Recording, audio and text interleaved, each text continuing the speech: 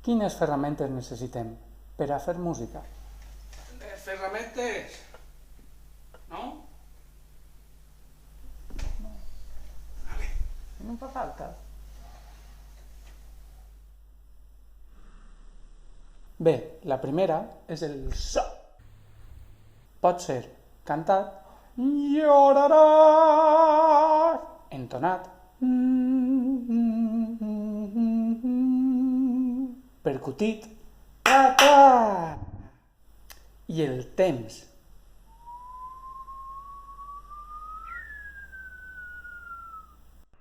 Aleshores, la música és un llenguatge que es fa servir del so i del temps per a expressar-se. També la podem trobar combinar en altres llenguatges, com seria el verbal o el matemàtic. Per què la necessitem? Per a comunicar-nos i expressar-nos.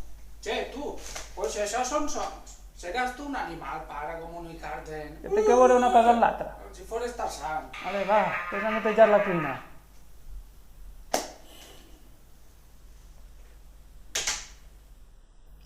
Precisament per la seva qualitat sonora està reconeguda com el llenguatge més universal que tenim.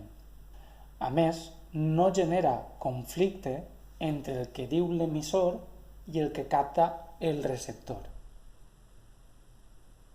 T'imagines, per exemple, una festa sense música?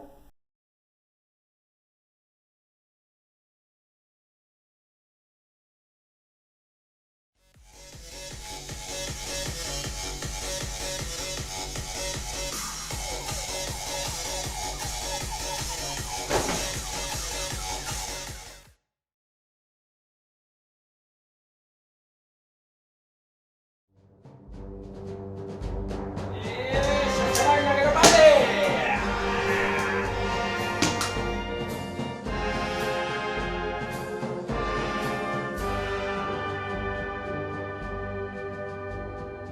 T'has plantejat mai quantes hores de música has escoltat al llarg de la teva vida?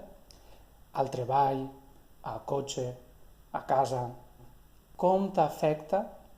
El fa sentir content, trist, calmat, o no estaria de més que pensares de què viuen aquells que fan música.